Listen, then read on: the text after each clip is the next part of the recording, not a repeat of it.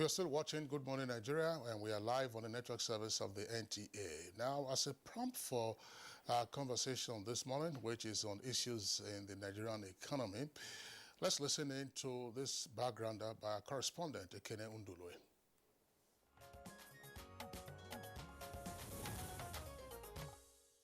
Nigeria's economy entered a recession in 2020, reversing 3 years of recovery due to fall in crude oil prices on account of falling global demand and containment measures to fight the spread of COVID-19.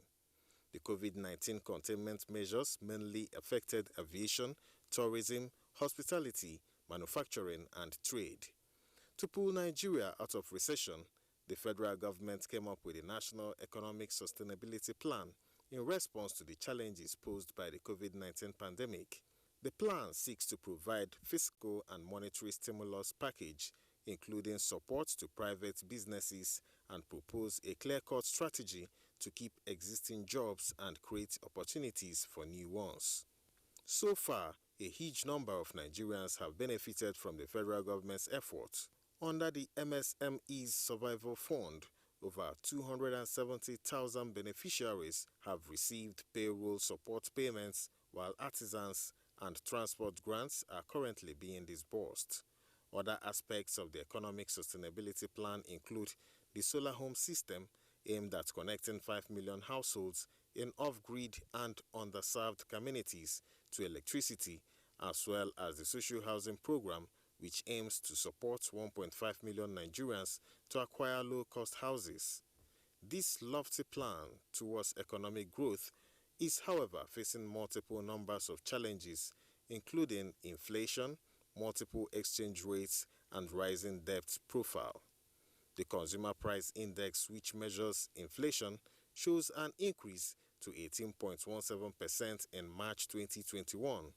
This is 0.82 percentage points higher than the rates recorded in February 2021 at 17.33%. Food inflation, a closely watched index, spiked to 22.95% from 21.79% recorded in the previous month. The multiple exchange rate system comes with its own problems of currency round-tripping, distorted price discovery, and distortion in production costs. Nigeria's rising debt profile is also a cause of growing concern among local economists. Data from the Debt Management Office shows that Nigeria's total debt as of third quarter of 2020 stood at 32.2 trillion naira. How will Nigeria surmount the challenges of double-digit inflation? Will the country achieve the desired economic growth in spite of these challenges? These and more are questions that will be engaging our guests on this edition of Good Morning Nigeria.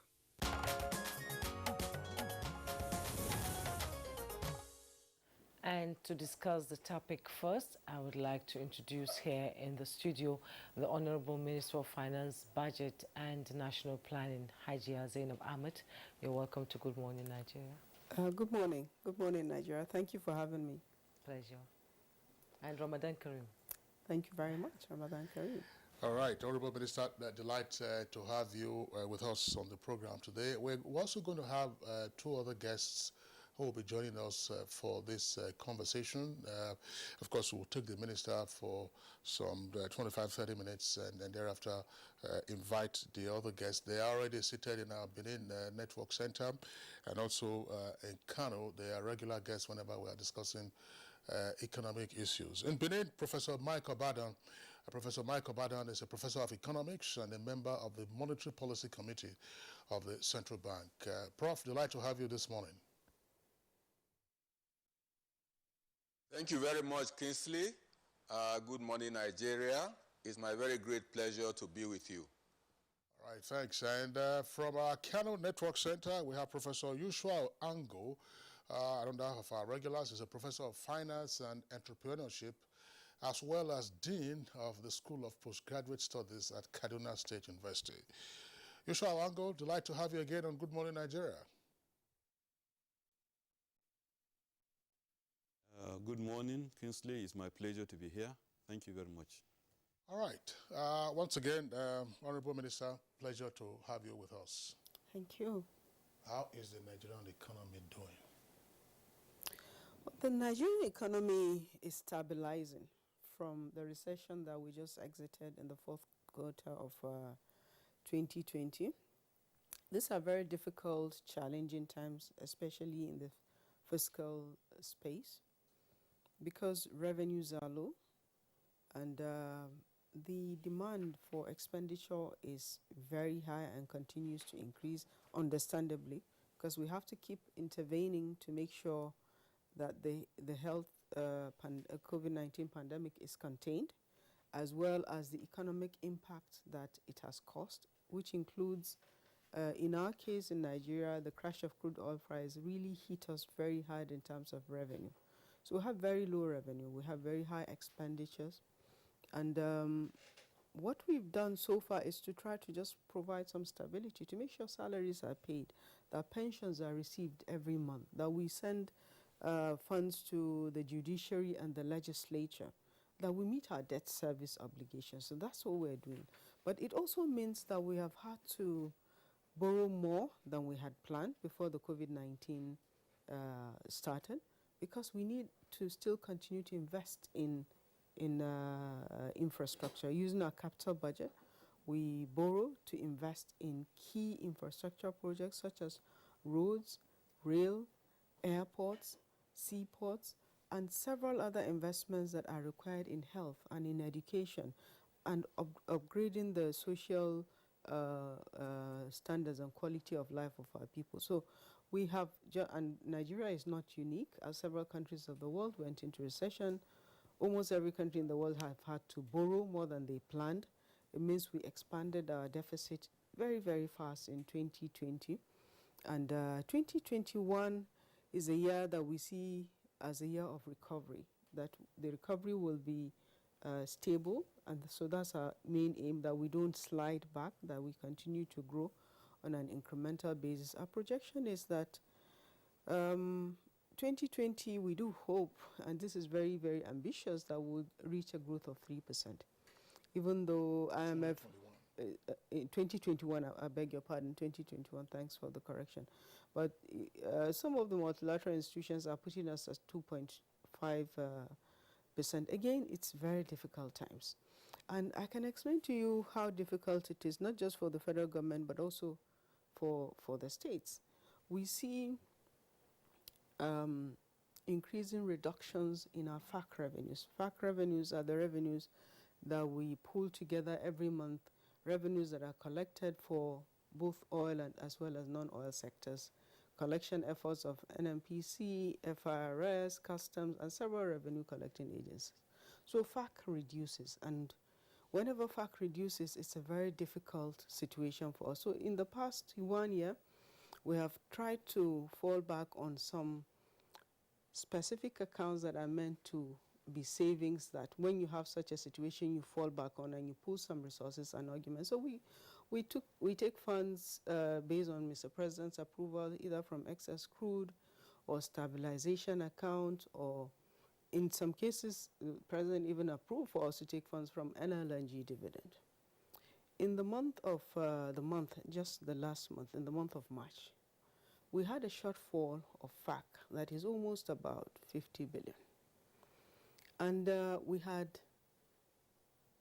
we didn't have enough accrued in any of those accounts other than some 8.5 billion that we took from excess, from exchange rate differential account. So we added that and we ended up with a FAC of 605 billion. An average FAC that is healthy for us is 650 billion naira. So it means we had a shortfall of about 50 billion. The states, to be honest, wanted us to go borrow from the central bank to augment FAC. So we had a FAC that ran through 3 days because we couldn't agree, but we resisted doing that. So we didn't borrow from the central bank. We insisted that the FAC should be shared as is. When we had buffers, we borrowed to augment it, but we didn't. So we just thought everybody should go back and scale back and rearrange how they managed their affairs to be able to live within what we had. So it was very surprising for us when we had a sitting governor saying that CBN had printed money for FAC. That was very, very unfortunate because it is not true. The FAC was 605 billion. The FAC information is published, so you can see the general revenue contributed by each of the agencies. That is what we shared. The states will have wanted us to borrow and augment, but we didn't do that. And we will make sure that we don't have to do that, because it's time that all of us now need to just go back and do more. A lot of the states are trying to do more in terms of augmenting increasing the performance of the internally generated revenue, but it's difficult to do that at a time when growth is very, very slow. So we do understand that. And going forward, what we have been doing from 2019 to date in the Ministry of Finance, Budget and National Planning is a plan that we have put in place to grow revenue.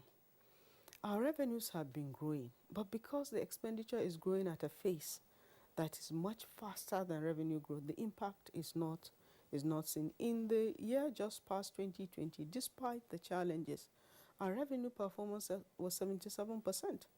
We never had a revenue performance of 77% over the past 10 years. In 2018, the performance was about 52%. In 2019, it was 52%. And then in 2020, it was 70% performance of revenue over expenditure. So the Strategic Revenue Growth Initiative was designed by our ministry and launched to enhance our capacity to generate revenue. In the SRGF, we call it the SRGF for short, we define things like we need to be doing annual finance bills to incrementally adjust the fiscal space so that we have improvements in collections on an ongoing basis.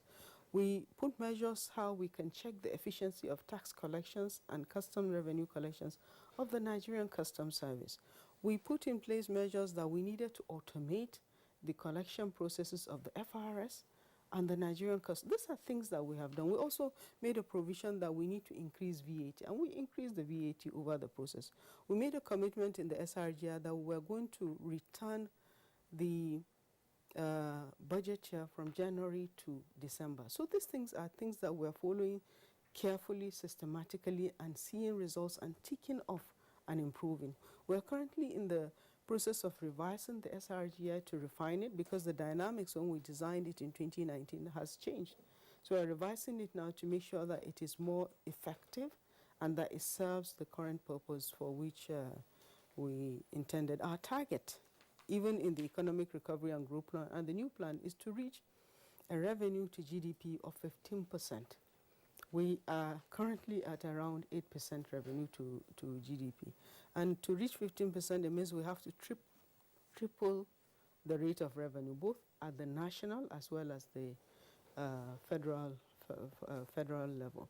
So it's a difficult operating environment, but we are not alone. We continuously interact with our neighbors within the African region. We have regular meetings of finance ministers. We meet with development partners such as multilateral institutions such as the World Bank and IMS. We continue to look at what is the practice, what have others done that we can also do, and what is it that we must do in the Nigerian context that continues to provide improvements.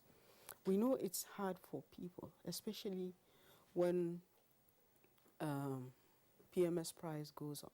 It pushes inflation. So we're struggling with food inflation, and inflation rate is high now, but we're seeing a situation whereby in the next 2 months it will plateau and begin to decline because the base effect has worn up. So I'm just saying that there is hope, that the economy is on the right path of growth, that things are difficult, but they're not going to be difficult forever. Maybe we'll still have to take some tougher measures. Like not too long ago, we adjusted import duties for vehicles. It wasn't a popular decision, but it was something we had to do, and we did it.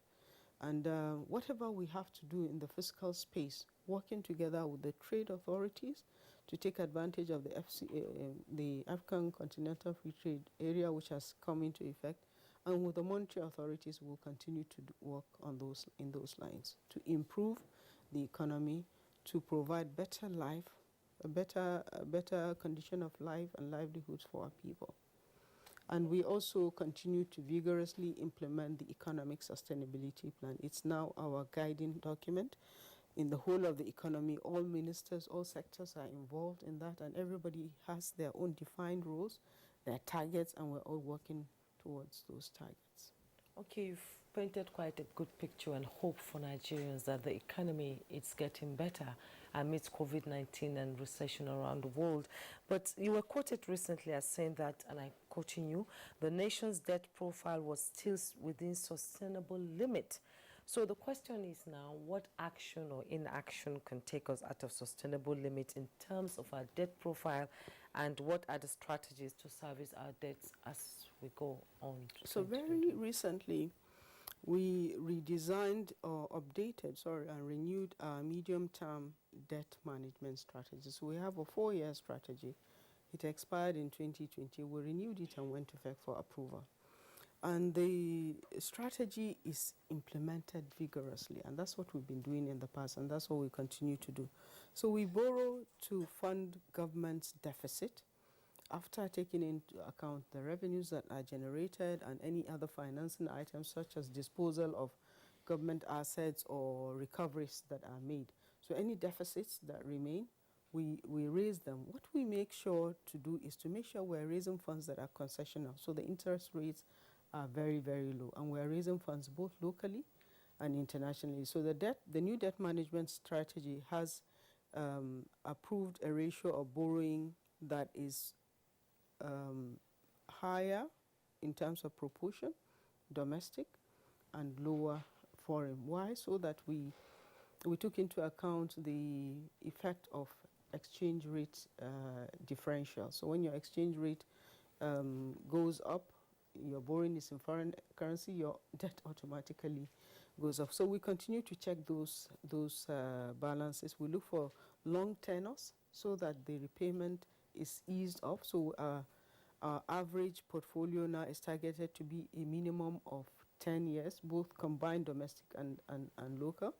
But we have been getting loans that are from multilateral institutions that are 25 years with 5 years moratorium, with interest rates that are 1%, 1.5%. So those are loans that we're using to deploy infrastructure that is needed now, because that is what we require to grow this economy on a sustainable basis. So we're borrowing, but we're using the funds that we borrow responsibly.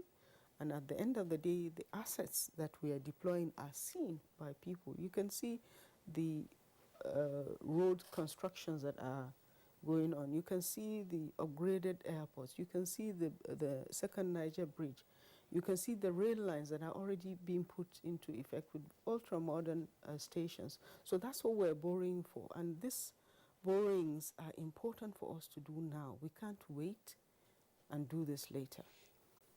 I will return presently to the debt management approach that the government has adopted. But we'll take advantage of your presence here so that we'll clarify this. And I'm sure you know that a lot of heat has been generated by the comments attributed to the Edo State governor, and then part of the clarification that you have made. It appears from what you have said that there was indeed a shortfall in the FAC revenues available for distribution to the tiers of government. And how to bridge that shortfall then was the issue. Some governors said, look, borrow, but the federal government, through the president, said, look, don't borrow. And somehow the matter was resolved. Edo State governor was quoted as saying, look, there was indeed borrowing through ways and means, popularly referred to as printing of money. But there was also the most substantive issue which the governor raised, and to which you have also alluded, that the shortfall is indicative of the headwinds ahead, that the economy is in some turbulent season, and therefore it's an opportunity or an occasion for all of us to realize that it couldn't possibly be business as usual. What has not been addressed would appear to be, look, what needs to be done in addressing, apart from saying, look, you are flying and there is turbulence in the air, and from the flight deck, the captain says, look, fasten your seatbelt. What would that mean for us as a nation to say, fasten your seatbelt at this time that we are in some period of turbulence? So as a nation, and that means both the federal and the state government.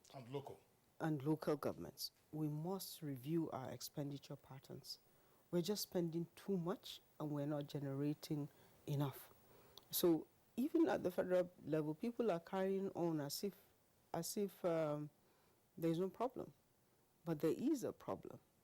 We have very limited revenue and we have to use whatever money we borrow very, very wisely. We must cut down on expenditure. Our wage bill at the federal level is huge. It's very, very large. And the president has directed you cannot disengage staff, so you have to live with that. So if there is anything that we can defer or we can reuse or things that can wait, we should do those things, because we can't expect that anything we want to do, we should just be able to do it. The finance should just find the money for people to do those things. So at the state level, it's the same. Because when we interact with colleagues, the commissioners of finance, it's the same problem that everybody has. People are not, it's as if we haven't got the message. There's a fiscal problem and we have to do things differently. We have to force some very, very significant reforms. We started. We pulled back fuel subsidies. We started deregulating the electricity tariff so that tariff is put in different categories and you pay higher when you get more hours of power. We pull back fuel subsidies so that money from the subsidy can be used for other things that are more developmental for the society. But unfortunately, we have battles with labor right now. We have battles with labor right now because we opened up the price and allowed the market to dictate the price. What that means is as the crude oil price globally goes up, the subsidy, the PMS price also goes up. So when people say, you should be happy the crude oil price is going up, I'm saying no. For us, it's a double-edged sword. Because once labor has started complaining, and somehow they were listened to, and we stood still at 165 naira, it means we're incurring expenses. It means NNPC has to bridge the gap. If we allow the market to be fully deregulated, it means the PMS price will rise. And then you have to, as government, you have to start thinking, what does that mean to the lives of people? Because inflation will go up, and then people will have hardships. So we're really struggling. The fiscal space is very, very, very tight right now. I don't know. Well, Juma, this is a point that we have encountered on Good Morning Nigeria. I am not asking you to disclose perhaps any drastic measures that might be necessary in the circumstance of the current fiscal pressure, say at the federal level. Well, there was the agitation for a new minimum wage, so we have the new minimum wage. And then it had a knock-on effect in terms of the so-called relativity. So you have minimum wage 30,000, everybody from level 2 to level 17, you had an adjustment. Now we are saying that, look, we're having pressures because money is not coming in. How do we do that? Minister of Labor, usually that is also his regular seat when it comes to Good Morning Nigeria, has told us that there are no fewer than 12, at least a dozen wage structures. Yes. And from time to time, you hear of strikes and MOUs not honored and so on and so forth. They paralyze whatever sector. And once there's paralysis, productivity goes down, the economy cannot grow. How are we going to, I mean, I put it to you as a government, how are you going to deal with all of these issues? You have the new minimum wage and the consequences to grapple with. You have a dozen wage structures. Persons earning all kinds of fantastic salaries and still more agitation and then work stoppages. And we want to grow the economy at minimum of 3%. How do we do that? So what the president has done is to set up a presidential salaries review committee, which I co-chair with the Minister of Labor. And the idea is for us to streamline those various salary structures, because some of the salaries that are earned within government is really very, very high.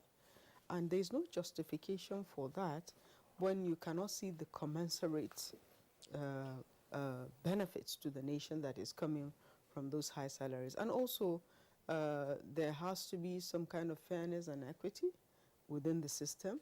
There are some salaries that are very low, and of course, they are the salaries of staff that are in the ministries, departments, and agencies. But some of the non-government, the government-owned enterprises really earn very, very high salaries. So we have a mandate to do this review to see how we can scale down, because the more you pay to staff, or the more you expend in your agency, the less that you are able to remit to the common pool that is supposed to serve all Nigerians. And let's remember that the civil service is about 1% of the 200 million Nigerian population. And we're expending so much just on the service alone.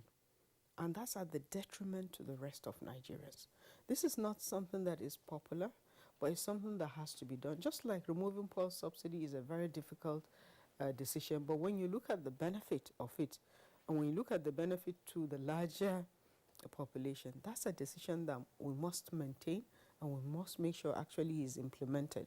Right now, our negotiation is, what do we do in terms of providing succor to people that will be that will be affected by this once the fuel price is now allowed to rise freely. Indeed, there will be hardship. So we're looking, how do we mitigate those hardships to the people that matter, that really need that support. Okay, before we bring in... Is there a deadline for your committee's work? The Presidential Committee on Review of... Not a specific deadline that is given, but we feel the pressure. So we're trying to do this as quickly as possible so that a decision can be taken. Would there be a balance in salaries from ministries and government-owned enterprises? Well, what we're trying to do is to do some alignment. That's not to say that the salaries will be equal, but at least we do some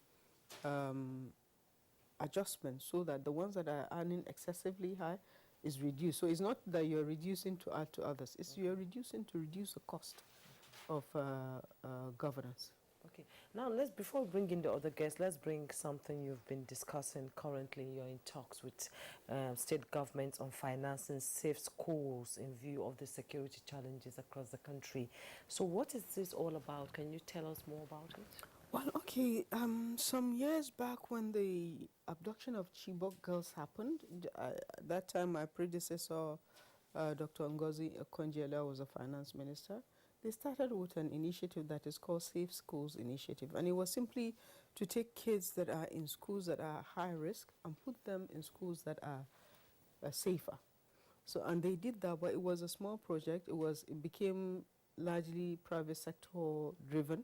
So what we're trying to do now is to really upscale that by making sure that this is covering the whole states of the Federation. Any school that is of high risk, we have to look at how to make it safe. And the solution is not moving children from those schools, but how to secure the school, how to educate not just the students, but the teachers, the school-based management committees, and the community on enhanced security, and also how to invest more in terms of security infrastructure, ICT, and communication in the schools to protect the lives of students in school.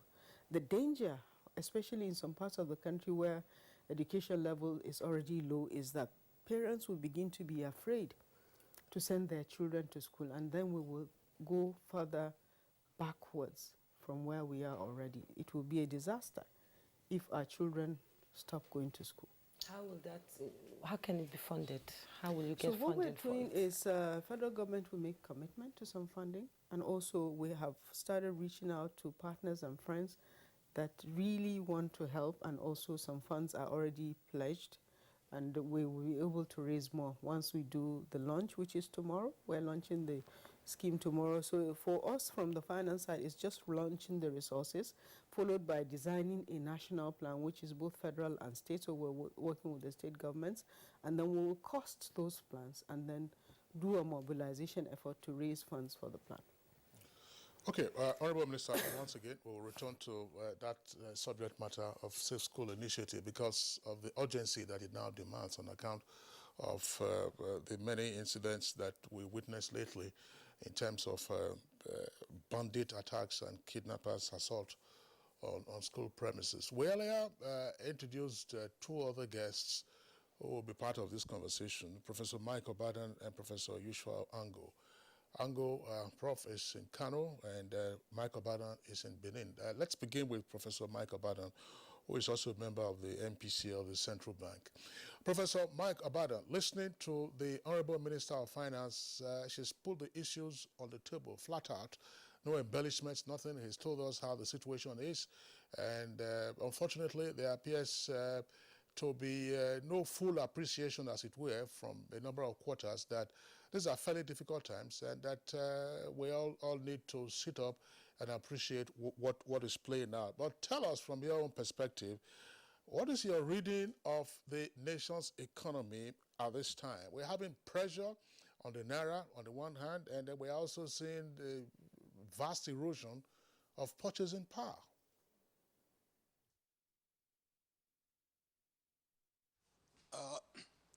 Thank you very much, Kingsley.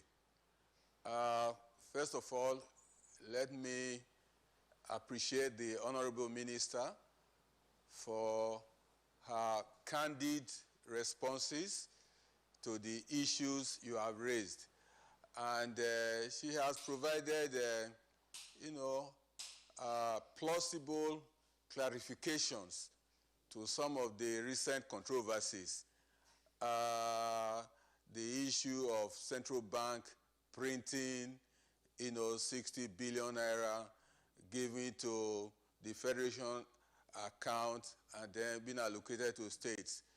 I had cause a few days ago to explain to, Business Day correspondent that, it's not done that way. And that if the federation account, is short of funds for sharing among the different tiers of government, they probably would have to approach, the central bank through the federal government, through the president, for lending, for ways and means to advance money to them. In which event, once such ways and means advances are provided, then it will be the responsibility of all the three tiers to arrange on how to repay the money. So it's not free money that the central bank will just print and then provide, to the states, and then, they share. It's not done that way. There is a precedent. About 2 or 3 years ago, the states didn't have money to, pay salaries and wages.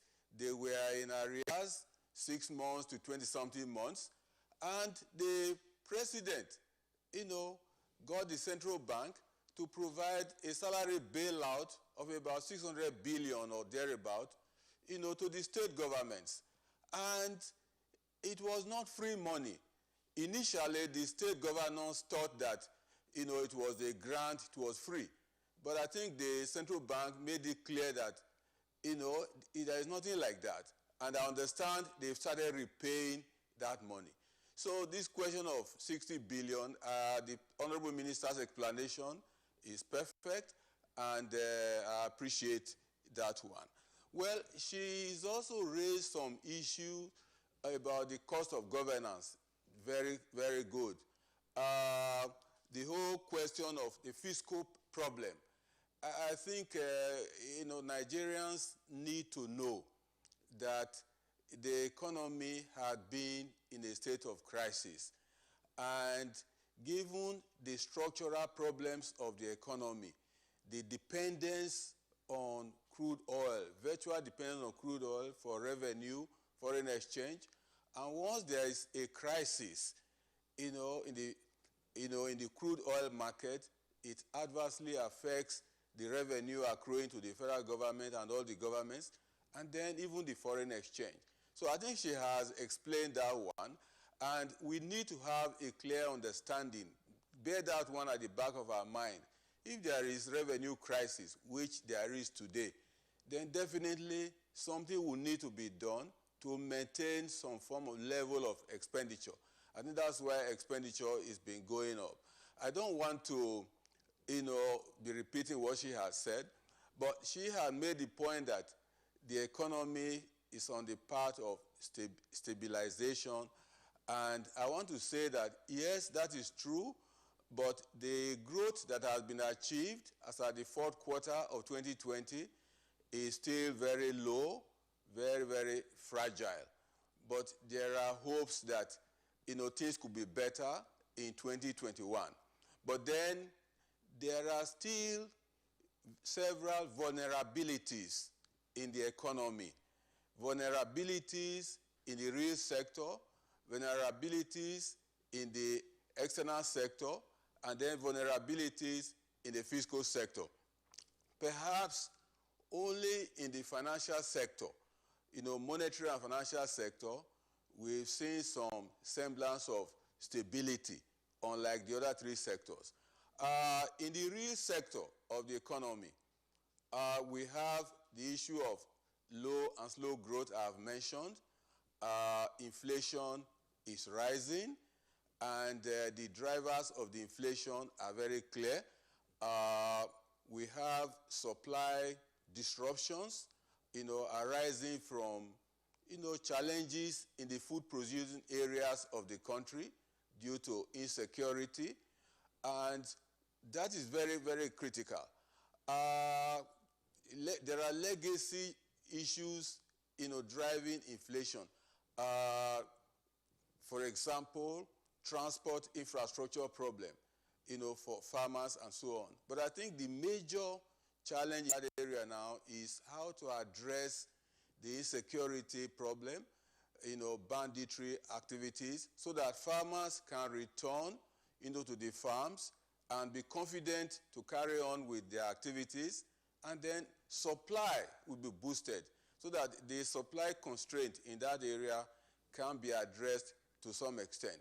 And in the manufacturing sector, you find a situation whereby the cost of production is very, very high.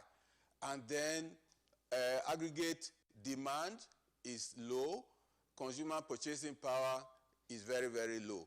So there are numerous vulnerabilities in the real sector of the economy. Unemployment rate has increased. Youth unemployment, underemployment, and overall unemployment. The average unemployment rate today is 33.something%, which means that there is a huge problem there. And when there is high rate of unemployment, and then you have a large, negative output gap, then the demand for goods and services is very, very limited. In other words, weak purchasing power.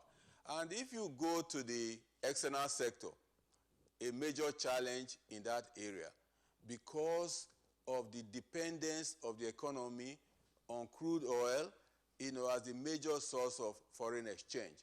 And with the crisis in the crude oil market last year, foreign exchange earnings dipped very, very strongly. And, production of crude oil also reduced very drastically. I understand it's about 1.4 million barrels per day as the quota advanced. And so foreign exchange inflow is very, very limited. And so, but then, like the Honorable Minister has rightly said, government had already maintained a certain level of expenditure, which it cannot go below. And then the COVID-19 exigencies also required spending more to bring the economy out, of the woods. So you then find a situation that with the weakness in the oil market, both the domestic revenue and foreign exchange have been adversely affected. Then, in light of the crisis, foreign capital has not been flowing into the country as expected. In fact, foreign capital flows had reduced drastically, and then the capital already in the country started reversing, moving back. So you have foreign capital flows reversal. Under the circumstances, what do we have? Increased balance of trade, current account, and balance of payment deficit. And of course, what you refer to, there has been pressure, significant pressure on the foreign exchange market because foreign exchange, inflow has reduced drastically. Just permit me to make reference to, some figures of foreign exchange inflow. You'll find that, foreign exchange coming into the country, comes mainly through the oil sector and then the non-oil sector. And of course, you have some autonomous foreign exchange inflows. The figures available show that, in 2020 January, the inflow through the oil sector, through the central bank, was 1,658, billion. And by January 2021, that had reduced to $439.7, million. And what then is the implication of that? That foreign exchange is not flowing into the country as desired. And aggregate foreign exchange inflow, in that period was 17.035 billion in US dollars in January 2020. Then by January 2021, we had just 5.43 billion US dollars. And you see the drastic reduction. Under such circumstance, it's highly surprising that the foreign exchange market is highly under pressure. And the net inflow of foreign exchange has also reduced drastically. For example, the net inflow in January 2020 was 10.14 billion. And then by January 2021, it was only 2.5 billion dollars. So under such circumstances, there has been serious pressure on the foreign exchange market, and then the exchange rate, because demand has kept increasing, but foreign exchange supply has not improved. And at the same time, external reserves have been stable at about 35 billion US dollars. So you then have balance of payments problem, you have foreign exchange market problem. Not because of weakness in public policy, but because of the source of foreign exchange for the country. And then in the fiscal sector, I think the Honorable Minister made some references to activity in that sector. There are also vulnerabilities there. The revenue accruing to the government has been dwindling, as it were. But expenditure had been increasing. The figures which I have show that because of the extraordinary spending, in 2020, in response to the COVID-19 induced economic crisis and the need for increased stimulus to stimulate the economy, the fiscal deficit was as high as about 6.something trillion naira, which had to be financed. If you have a deficit, it must be financed. Government, borrowed part of the financing from, the domestic, market, money capital market, and then the rest, it will have to bridge a net deficit. So invariably, Mr. Kingsley, there are numerous vulnerabilities at this point in time. But I think the important question will be, how government is addressing these vulnerabilities. And all indications show some commitment, on the part of government to have a handle on some of these challenges so that the economy in 2021 could be much better than what we saw in 2020. Professor Mike Abadan, thank you so much for your opening comment this morning. Let's now join Professor Yushau Ango in Kaduna. You've had the opening comment from the Minister and Professor Mike Abadan in Kano. Professor Yushau is in our Kano studio now.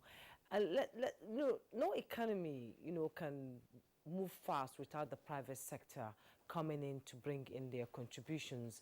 Can you tell us how the economy has been friendly to the private sector, and, looking at the indicators, insecurity, we have so many things out there that can sort of hinder the progress of the private sector.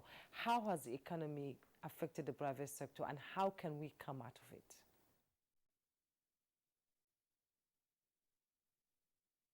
The private sector, like you said, is part of the economy, and particularly this government has been supportive of the private sector. We know, for example, what happened last year because of the challenges of COVID-19. The Economic Sustainability Plan substantially tried in many respects, to address issues and support the private sector, especially the small and medium enterprises, by various supports and funding. In addition, the sustainability plan in particular was built in the sense that as much as possible, whatever can be sourced locally is being sourced or is supposed to be sourced locally. To that extent, I believe the economic policies have been supportive of the private sector. Now, of course, in some respects, the private sector has had to pay more, or at least they have been made to partake in raising additional revenue. For example, the increase in VAT and things like that.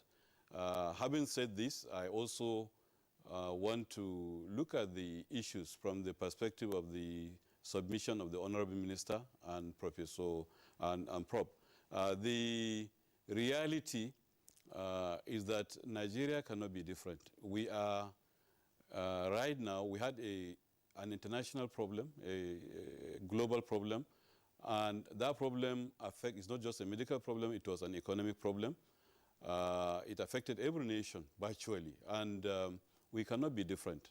What we have been doing, and what I believe the government has been doing, is to try to manage the situation. For us to have come out of recession in the third quarter, as it were, of last year, was commendable itself. And the reality now, whenever there is a recession, there will be a lot of issues that will come out. For example, inflation. Inflation is real, and then for a country like ours that depends so much on importation, which unfortunately not all of it is for productive purposes. Some of it is actually for consumption. There is pressure on the foreign exchange, which Prof said. On one hand, there is pressure that we are not getting as much supply of the foreign exchange because we are depending on a product, and that product was not even in demand for much of last year. And then, like Prof said, the quantum of petroleum that we are able to, or we are allowed to pump, is 1.something million barrels a day. So we have that challenge of foreign exchange coming in, money coming in, but meanwhile our taste, our lifestyle, needs to change. The reality on the ground, if you go around and talk to people, is that inflation is hitting them strongly and seriously. However, what we need to do in terms, given what government has been doing, in trying to manage this situation, is for us to, first of all, enlighten ourselves. So I think government has to do a lot more in carrying every Nigerian along, in making Nigerians realize that this is a problem, global problem, and this problem is not just a governmental problem, it's everybody's problem. But we need to understand with the times that we are not a very rich country, as is being presumed sometimes. We are also, despite that, we are also facing extra challenges, which are global. So reality is that we need to probably also, in terms of the PR, we need to carry the labor, along. Reality is that labor will continue to agitate because they look at the inflation rate, and given the inflation rate, given the fact that the 30,000 so-called minimum wage cannot even, like they used to say in labor, take home that cannot take you home. That's reality. Fortunately, there are agitations. We have seen agitations from various unions. Recently, the resident doctors. We have seen the judiciary staff. We are likely to see more from others. but let's carry them along. Let them understand that we are really facing challenges. But let them also see that in terms of conduct by government at all levels, that government is also trying, to minimize expenditure that is unnecessary. Expenditure, for example, where governors, for example, will charter planes to go here and there, where overheads are too high. It's not just salary that is high. Let's see from government itself that they are committed, and then let them carry everybody along. Reality is that there is problem. There is a problem that is really, really coming down to the people, but then this is reality. And at the same time, while we are doing this, we should also continue, with infrastructure as much as possible, just like the Honorable Minister said, in terms of ensuring that we bring infrastructure so that the future will be better. If we have better rails, we have better roads, we have port facilities, we have airport facilities, that is the future. So if we are borrowing to support those, especially given the concessionary rates at which we borrow, and I also like the fact from what the Honorable Minister said, in terms of balancing the borrowing, even as much as possible to borrow locally, so as not to go, have this challenge of being affected by foreign exchange flows. I think these are some of the things that we have to do. I think we are really managing the situation, but Nigerians should expect that these are difficult times. They should realize these are difficult times, and we cannot come out of it except everybody contributes his own or her own quota to the issue. All right. Thank you very much, Professor Yushua Ango. You are watching Good Morning Nigeria on the network service of the Nigerian Television Authority. We're taking a short break now. When we return, the conversation continues. The Honorable Minister of Finance is still with us here in the Abuja studios. All right, it's still Good Morning Nigeria on NTA's network service. Let's return to the Honorable Minister of Finance. Honorable Minister, you've of course listened to the responses by the two professors who are with us this morning on this conversation. Professor Mike Obadan was talking about certain vulnerabilities. I want to focus more essentially on the vulnerabilities in the rail sector. Because if you took that aspect and you had a private sector person join us in this conversation, say Muda Yusuf of Lagos Chamber of Commerce Industry, that would be one critical area of focus, namely the pressure of inflation, slow growth, low purchasing power, therefore low aggregate demand. What is the focus? Of course, we might also add the ease of doing business. The ease of doing business, we've been reminded, isn't just a matter of, say, the ease with which you register a company or register a business name. You don't do that every day. Ease of doing business will be access, of course, to a secure, safe environment, access to good infrastructure, access, of course, also to energy, which is cheap, affordable, and available. So what is the governmental response to these issues that have been identified by Professor Mike Obadan as vulnerabilities? Because for us to have real phenomenal growth, the rail sector has to be in a boom season. Well, the rail sector, where we are in each of the sectors is different. There are some sectors that are stable. For example, the ICT sector is actually growing. So is the financial sector. The ICT sector, the telecoms businesses, they're actually growing. In fact, they're the reason why the economy came out of recession. And relatively also, the agricultural sector, despite the security, is still also on the growth path. The growth is inching up slowly, not as fast as we want, but it's still growing. The sectors that are really struggling are the manufacturing sector and trade also. But for the manufacturing sector, with the various initiatives that have been undertaken to provide access to finance, low-cost finance with the various intervention funds that Central Bank has provided, with the work that government is doing to enhance the business environment by building out infrastructure that is required for businesses to expend less as a cost to them, it's also one key area. We're also working on how to enhance export business. There is, under the Economic Sustainability Plan, there's a special initiative that is meant to support small and medium-sized businesses that are into exporting any commodity that is going out. And the essence is to begin to push for alternative sources of foreign exchange, alternative to the oil sector. The agricultural sector continues to grow, but we have to, and we're looking at how to enhance that growth. For me, if you ask me if we were to provide any subsidy, it should be subsidy on production, not subsidy on consumption like PMS or light, but on production. So if you subsidize fertilizer, for example, you're actually subsidizing production. You know it's going to go into productive activity. So there's a lot of support to the agricultural sector in terms of access to finance and also in terms of easing the difficulties that farmers are having. Unfortunately, with the heightened incidence of insecurity, it's really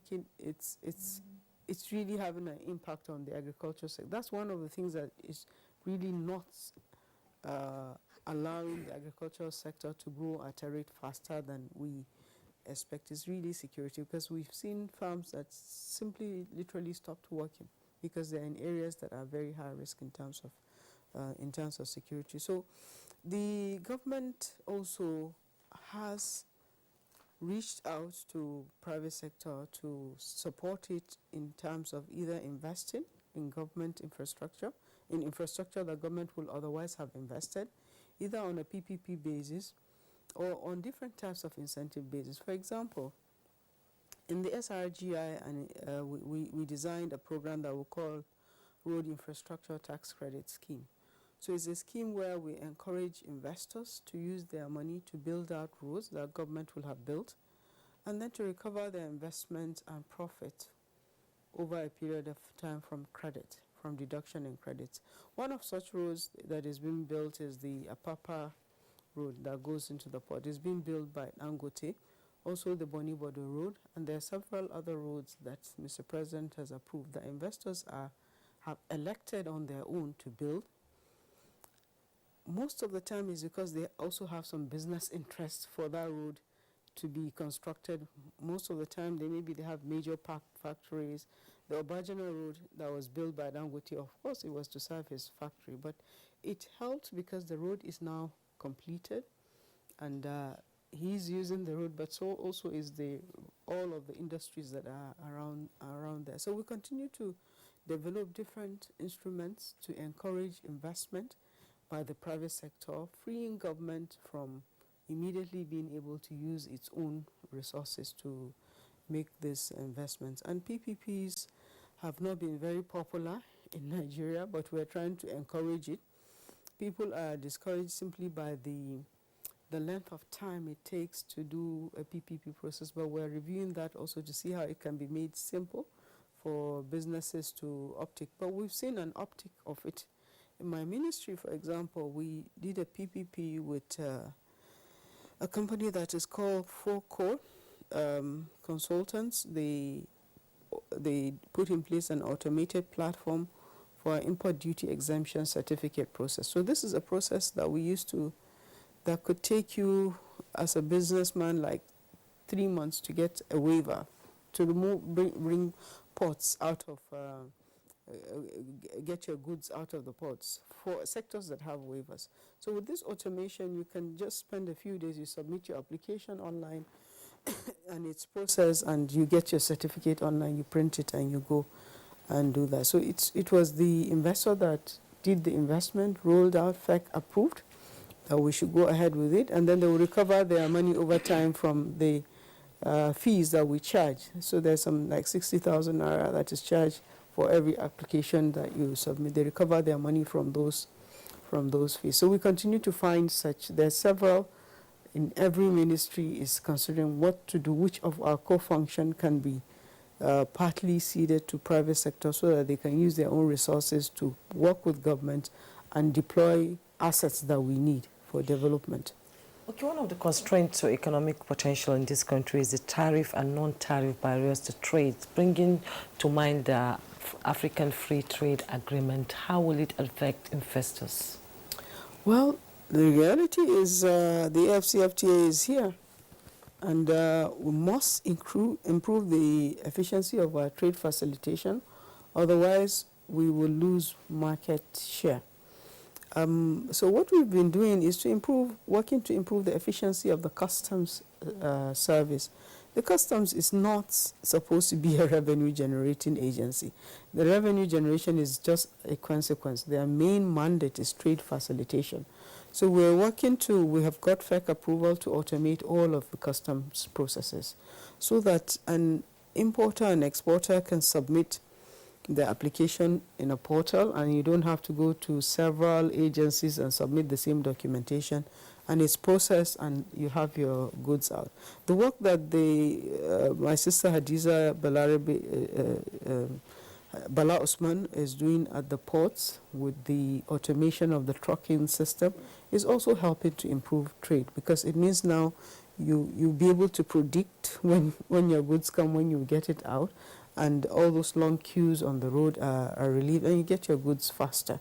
And also the rail lines that is provided from Apapa ports leading out of the airport means cargoes can be moved, not necessarily by truck, but can move by rail to go to other parts of the country. All those things are adding up. They're making businesses easier. We have to compete within the same environment. We have a presidential committee on the AFCFTA to looking at, so it's chaired by the Minister of Industry, Trade and Investment, and I'm a member. And there are Manufacturers Association, NASIMA, they're all members. So we're continuously looking at what we need to do to make sure we get the best advantage of the AFCFTA as a country. All right, Honorable Minister, tell us which document governs the management of the economy today? Is it the Economic Sustainability Plan?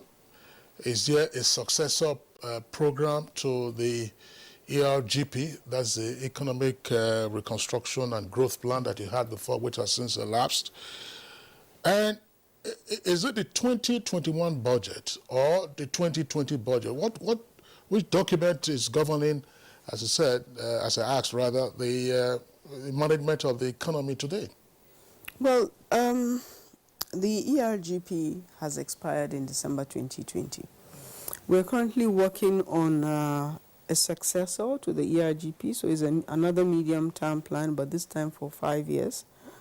The work was supposed to have been completed at the end of March, but unfortunately, with so many disruptions, that has been delayed. I do hope we'll be able to make April for the document to go to public scrutiny, and so that by May it is approved and we'll have that. We also have at the same time started a process for a long-term plan. So this is long-term plan is called Nigeria Agenda 2050. So we're working on the two documents side by side. That will be a 50-year development plan. Out of that development plan, we'll take out every 5 years we do a medium-term plan that will be implemented. From the medium-term plan, you take out your annual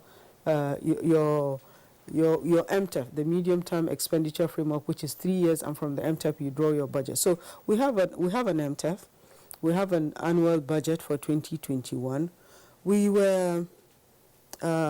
extended the 2020 capital component of the budget beyond December. Why? Because we borrowed money. We provided monies to ministries, departments, and agencies. Because of COVID, implementation of projects was very slow. And we saw a situation whereby in December we were just going to pull back money, and it didn't make sense because the essence of the borrowing was for the monies to be spent for those projects. So we discussed with the Parliament and they agreed, and the lifespan of the capital component of the 2020 budget was expanded to allow agencies complete their procurement processes and implement the capital budgets. So I hope that in May we'll have a new medium-term development plan, even as we continue to implement the the Economic Sustainability Plan that has a 12-month period. But for the ESP, it will not be difficult to extend the lifespan. When we take stock and we see that there's still more work that needs to be done, because we have resources packed for the ESP, we can also extend it so that the projects can be completed. So where are we now in the implementation of the ESC? The ESP? Yes, ESP, yes. So we have monthly reviews. For the agricultural sector, you know, there are several sectors. For the agricultural sector, there has been full registration of up to about 5 million farmers. There's a process now to deploy resources to the farmers, either in terms of a combination of working capital as well as inputs, so that, and these are smallholder farmers, they're not large farmers. The public works has started, led by the Ministry of Labor, so that is our youth, 1,000 youths from every local government being put to physically work. So it could be road construction, it could be cleaning of drainages, it could be agricultural extension workers, different categories depending on the local government and what their need is. The power sector, the solar power sector component, which is energy to homes, has also started, and there has already been deployment of solar home systems. Those are private sector driven, so we partnered with private sector.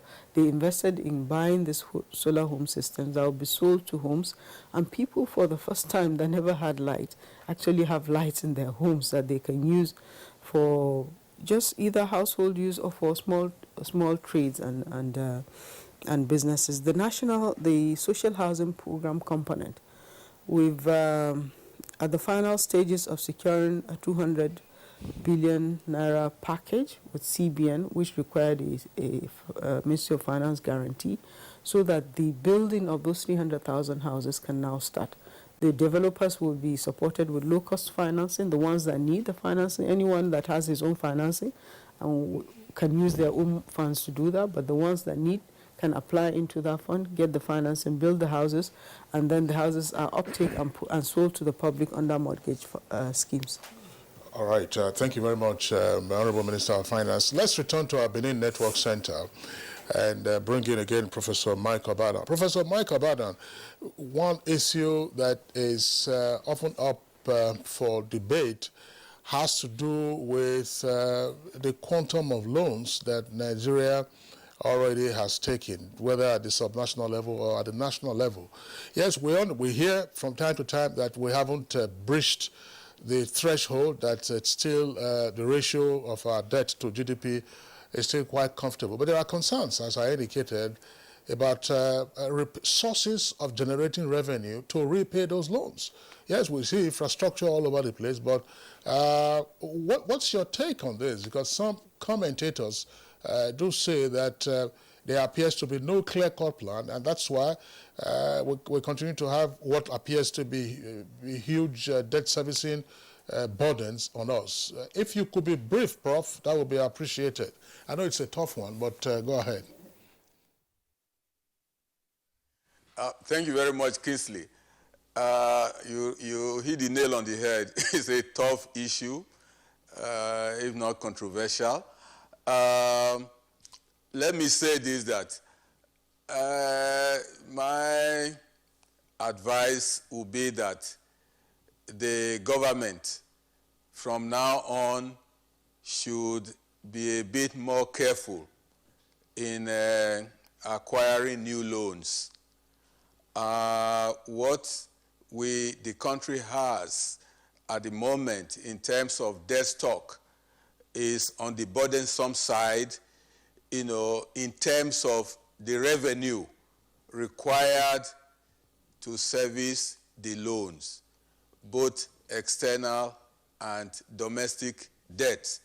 Yes, the Honorable Minister is correct, that the debt to GDP ratio at about 23–24% is still on the sustainable side.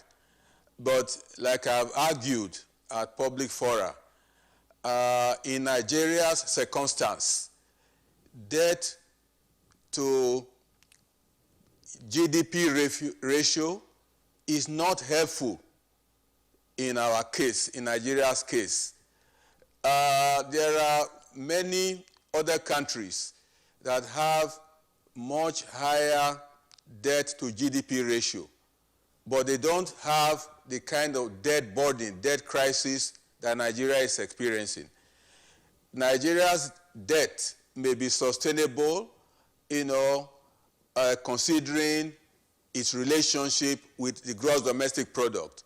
But it is not sustainable when you relate, the debt to revenue or the debt service to revenue. Debt service, as at this point in time, gobs a large chunk of Nigeria's revenue, which means that, only little, as it were, is left to meet development needs of the country. And therefore, my humble suggestion is this: let us see how we manage the stock that we have at this point in time, while the government is implementing, measures to grow revenue so that the burden becomes less. I think if we do that one, if we hit that one, then we should not, rush anymore to accumulate more debt. Otherwise, the impact, on future generations will be quite, significant. Okay, thank you so much, Professor Mike Obadan. Let's now join Professor Yushau Ango in Kano, and let's have his closing comment briefly. How can we move out of the present situation we are now in this country economically, and how can it grow to, for investors to grow and contribute their quota to national development itself? With all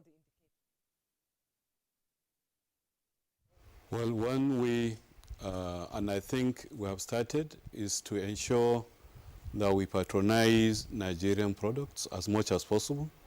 We patronize Nigerian businesses. Like I said earlier, we need to carry everybody along. We are going through a difficult journey. Everybody needs to understand that. I do not subscribe, to the idea that we should not take debt, any more loans, but it is infrastructure. For me, we need those infrastructure to push the economy. We need it, to grow the economy, to even grow the revenue that we're expecting. But most importantly, I want our lifestyle, the way we conduct ourselves. We have to realize that we don't have as much, and we have such enormous quantity.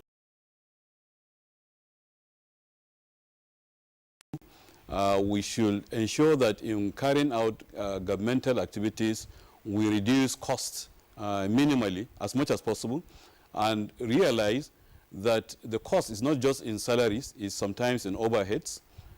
So it's not in reduction of labor or people, laying off people. So that is the way. I think the best way is to patronize ourselves, is to utilize Nigerian products, is to support Nigerian products, and is to make Nigerians realize that things are difficult, and they are difficult everywhere, but we need to come out of this. I will subscribe, to complete stoppage, because it's not an option. We have a country that is growing in population. We have needs, we have infrastructural needs which need to be plugged.